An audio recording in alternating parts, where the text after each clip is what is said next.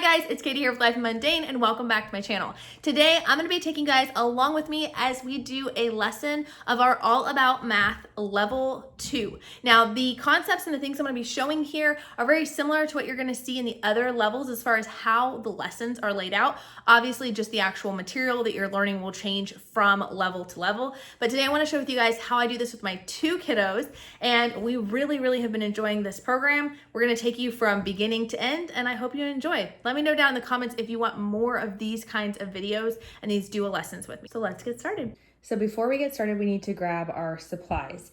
And so I'm gonna grab my teacher's book. Now you might notice my teacher's book is significantly smaller than your teacher's book.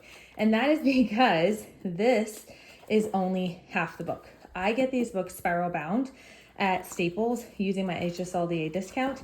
And this book was too big in and of itself to spiral bound into one solid book.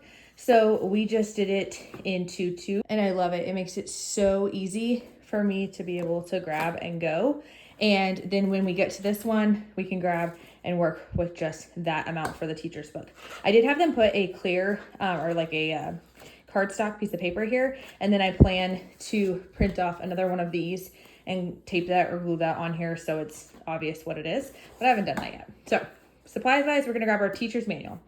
This is going to tell us everything we're going to need.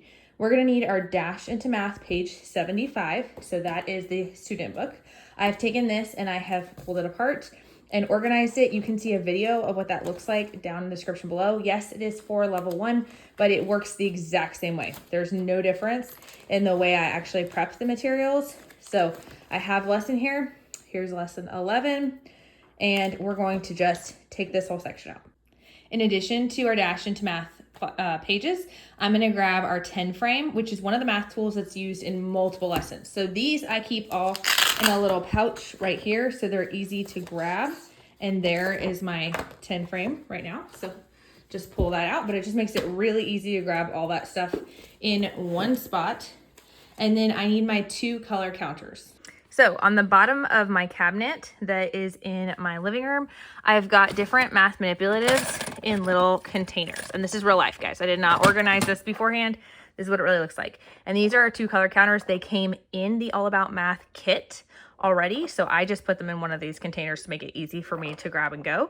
But that's all I'm gonna need for this lesson. And I was wrong. There's one last thing we need, and that's the dry erase pocket. It also comes in the math kit. However, real life again, I can't find where I put it. So I grabbed just a sleeve protector, which will work, and a dry erase marker, and that's it. That's all I need as far as materials to grab is just these simple things. Each day is just a little bit different, but it will always be up front for you so you can easily find what you need right at the top. And so everything should be included in that math kit if you got the math kit. And it should not only include what's needed for this lesson, but it should include anything that's needed for all 5 levels of math, which is pretty cool. Every lesson also has this preview for what you're going to be teaching for the day. I don't personally read that. I have found myself reading it a few times with the math, whereas with All About Reading, I don't read it because I've taught it to so many kids. I no longer need that information. Obviously, the math is new and different for us. I still will kind of glance over it if I want to get a general idea of where we're going, but overall, I'll just flip over and we're ready to start our lesson. At the beginning of the lesson, you'll see these daily review sections. With this, you're going to choose 1 to 2 skills from this checklist that is at the beginning of your student notebook to just kind of review. I'll be honest, I'm not always fantastic at this. I do think it is wise to do, but this is kind of hit and miss for me. But what I like about it is it'll give you a whole bunch of different skills and it'll tell you where those skills were taught in the lesson so that you can go and find ideas. So maybe you're going to go back and replay a game from lesson number 2. Or with this one, counting backwards from 20, maybe you're just going to actually count backwards from 20 together. However you want to design and do it, that is great. I do think it's important to get to. I don't get to this every day, but I do try to get to it every once in a while, every couple of lessons, so that we're constantly going back and reviewing these old concepts. And if you wanted to, you could also track it with the date you started working on it and the date it was mastered. For us, I just kind of use it more as a reference sheet and ideas. And then we get into our actual lesson. All right, so now it's time to jump into the lesson. And it's going to have in quotation marks what you're supposed to say. So, you guys ready? Yes. Yes. Okay. There are many ways to add two addends together to get the sum of 10. You can use your 10 frame and your two color counters to help you review the different ways. And it's gonna walk you through it. Sometimes I do it exactly as written. Other times I'll kind of pre-read to figure out what they're wanting to do, and then I'll just kind of do it myself so it doesn't sound so robotic. Either way is totally fine. So here, we're gonna see up here in just this section, how many blank spots are there? 10. 10. There are 10 spots. How do you know that? Because it's a 10 frame. It is a 10 frame. You are right. All right, Olivia, can you place 5 red color counters in the top row of the 10 frame? Can you do it carefully, please? How many? 5. Okay. So you have 5, right? How do you know that you have 5? 10. Half of 10 is 5. Yes, half of 10 is 5. So I know that there's 2 rows of 5 here, right? When we have 10. So if I had put it like this, it would have made it even easier, right, to see. That if we have 5 here, then we have 5 more blank, and that makes 10. Mackenzie, 5 and 5 makes 10. Can you show me another way to make 10 by using the red and yellow counters? Do it on the 10s frame? However you want to do it.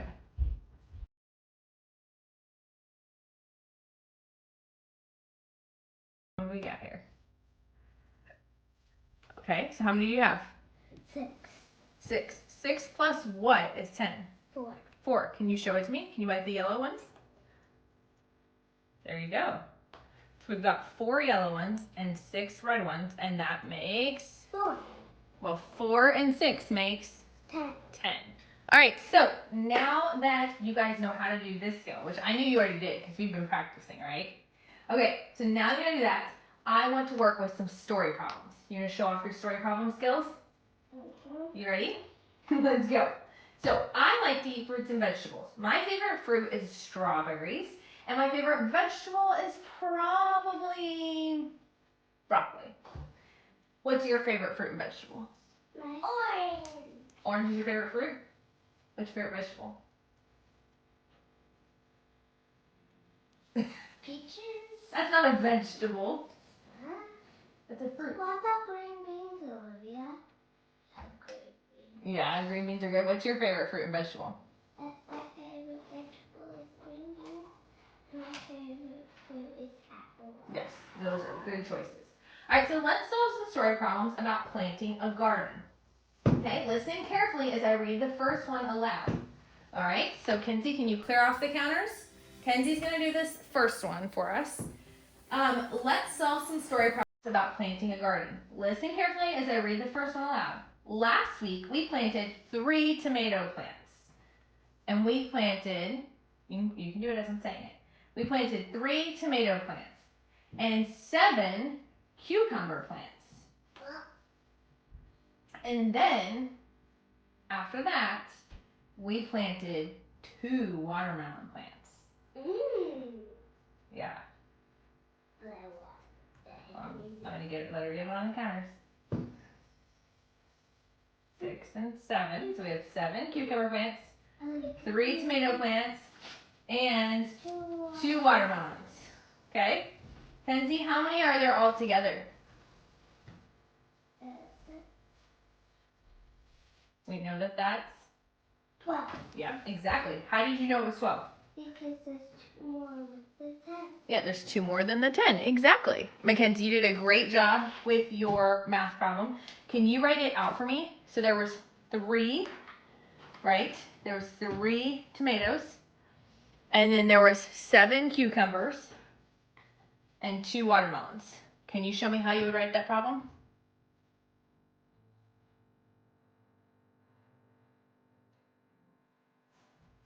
Let's see. 3 plus 7 plus 2 equals 12. Yes. Now, we could look at this problem. Now, our 7 is backwards, and those are 2, so we're going to just flip them around, okay? But if we write this, okay, we could write 3 plus 7 plus 2. We could start freaking out and going, oh my goodness, there's 3 numbers. How am I supposed to know all this? Do you ever do that? Yeah. But we can always look, when we have more than one number here, we can always look to see, does any of these make 10? So what numbers here make 10, Olivia? There's 3, 7, and 2. Which ones of these make 10? 5. There's no 5 in here. Yeah. If you add these right, two but that doesn't make 10. So what 2 numbers make 10? Right here. Does the 3 and the 2 make 10? No. Does the 3 and the 7 make 10? Yes. Yes. So the 3 and the 7 makes 10, so now it just means it's 10 plus 2 equals 12. And that makes it go really fast, right? So now we're going to do it with you, Olivia. So let's try another one. We picked 3 apples from the apple tree in our garden on Monday. And then we picked 6 apples yesterday and 4 more apples today. How many apples do we have all together? So show me how you wrote it. 3 plus 6. Wait, I did it wrong. All right, so 3 apples from the apple tree in our garden on Monday. Then we picked 6 apples yesterday, and then 4 more today. How many apples do we have all together? So we've got 3 plus 6 plus 4. Where's our equal sign? Need our equal sign. Okay, so we are going to look at it and say, which 2 of those numbers equal 10? Which one? Tell me out loud. 6. And 4. So 6 and 4 is 10. So 10 plus 3 is 13. 13. Now, can you check that math on here? Can you show me 3 with the red? Right. Okay, and then with the yellow, you're going to add, what was it? 6.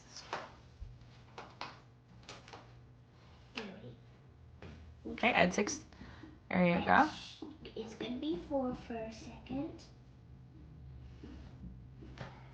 Why is there one missing? Okay, now that's the 6, right? Is that 6?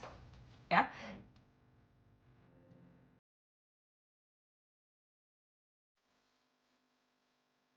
All right, so now you've got 13. So was your math right? Yes, exactly. Good job. One of the things I love about All About Math is they have these blue boxes for teachers that gives you a little additional information. So if you look at the instructions here on this page versus what I just did with the girls, it's a little bit different because it told me if my students already know the 2 add-ins that make 10, which they know is quite a few of those using mental math, it's not necessary for you to have to do all of this breakdown in step where they circled all the things, and you don't necessarily have to have them build the 10 frame with the numbers. You can just do it written. What I like about it is when I'm doing the teaching time, I'll have them do the writing and I'll have them do the 10 frame.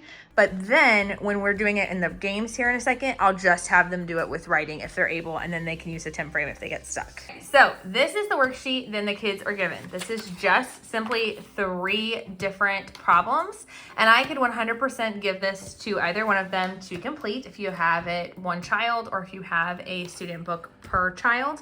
Or I could put it in a sleeve protector and give her the dry erase marker and do the problem like that. However, with this, because it's so few problems and the idea is not for the mastery to be done within a worksheet, it's more so for it just to be another opportunity for teaching and practice. We do these problems together and we use the LCD board, and we'll just take turns doing them. We'll do the first one together, and then Kenzie will take one and Olivia will take the other one, and it just makes it so much smoother and easier to handle. So girls, are you ready? We're gonna do the yeah. Okay. So yeah. All right. So there are 6 tomato plants. So 6 and 9 pepper plants. 9. Okay, so 9. We don't know what that symbol's in between mean yet, right? So 6 and 9, and 1 lettuce plant in the community. How many plants are there all together? So if it's all together, are we adding or subtracting? Adding. Adding. So we're going to add between each of these, and we need to put a Equal at the end. Okay. When we look at these numbers, 6, 9, and 1, does any of these make 10? Yes. Which one? 9 and 1. 9 and 1 make 10. So 10 plus 6 is? 16. 16. So that's what our number for this one's going to be. Okay? So now, Olivia, you're going to do the next one. Ready? And 2 carrots from the garden. Madeline collects 6 peppers. How many vegetables we collect in all. So we're adding, good job. We do our equals. So out of 4, 2, and 6, do any of them add up to 10? 6 and 4. 6 and 4 add up to 10. So it's 10 plus 2, and that equals, what is 10 plus 2? I don't. What? 12. Good job. All right, your turn, Kenzie. All right, so Kenzie's problem is Wyatt picks 5 apples from the community garden apple tree. Okay. Caleb picks 3 apples, and Eric picks 5 more. How many apples do we pick all together? So what are we doing? Adding. So you have 5 plus 3 plus 5. Is that what you have written down? Let me see. 5 plus 3 plus 5. Okay. We need an equal sign. Does any of these two numbers make 10? Mm-hmm. Which ones? Can you say out loud? 5 and 5. 5 and 5 make 10. So 10 plus, what's left? 3. 10 plus 3 is? 13. 13. Good job. In the teacher's book, they do always include the answer key to these problems. So far, I haven't needed it yet because we're dealing with basic addition and subtraction, but I'm sure when it comes to like level 5, I will very much appreciate that. Now we have some reflection questions. So Olivia, how do you add 3 add-ins together? That's what we've been doing. How do you add 3 add-ins? We always look for what? The 10s. We always look if there's 2 that can make 10. All right, they also have at the end of every lesson extended practice, which is optional. So if your kids have a pretty good grasp on it, like my kids do for this particular lesson, I'm not gonna worry about doing the optional practice, but you definitely can. At the end of every lesson, it's my daughter's favorite time. What time is it? It's time to play the game. So this is where I think that All About Math works beautifully with 2 kids. It does not have to be done with 2 kids. Almost all the games involve 2 players, so you can definitely do like a parent and a child or 2 different kids. But for us, since we have 2 kids playing, I work more as a facilitator and we follow the instructions. So today, let's play the Garden Growers game. Okay? All right, so we've got our game board here. We have our problem cards, our story problem cards here. And then they went and grabbed a different counting bear. Kenzie, where's yours? Oh, it's right there. Okay, so they've got 2 different colored counting bears. These counting bears also come in the math kit. And we're gonna play this game. Now, these games is where the majority of the math practice happens, and it's where the fun stuff happens too. So we're gonna take it and we're going to read this problem. They're gonna solve the problem. If they get it correct, they'll move the amount of spaces it says on the card. And they vary wildly. And then they have these fun spaces here, which will either bump you forwards or backwards. So let's play. If you want to, you don't have to use the 10 frame if you don't want to, but it is there if you need it. Okay, but I do want you to write it down or use the 10 frame. Got it? There's 4 on different ones. I use the 10 frame, she uses it. That's fine too. All right, let's paper, rock, scissors to see who goes first. Ready? Paper, rock, scissors, shoot. Oh, Kenzie gets to go first. All right, Kenzie, ready? Mm-hmm. So there were 5 pumpkins. You gonna write it down as I go? Okay. There were 5 pumpkins, and there were 6 carrots, and there were 5 peppers growing in the garden. How many items were growing all together? Mm-hmm. So we're doing what? Adding. Adding, okay. So what do we do now? Find the 2, which is 5 plus 5. Uh-huh. And then 10 plus 6 equals 16. Perfect. You got it right. So you get to move ahead 3 spaces. That's big. So you start here. 1, 2, 3. Good job. All right, Olivia, your turn. Are you ready? Ready. Abigail collects 5 zucchini. I'll read it slower since you're doing it on the thing. And she collects 5 squash. And then she collects 3 peppers.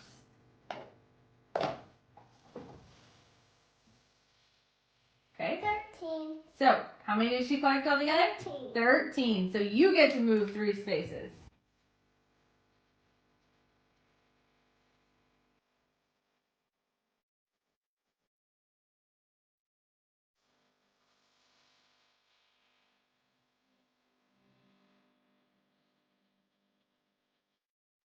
And that's it for the lesson. So it can take as little or as much time as you need it to take. If you need to work on that extra practice, or maybe need to break down a concept more so, you can do that. Again, there's those blue boxes all throughout the lesson that give you ideas if your child is struggling with a concept.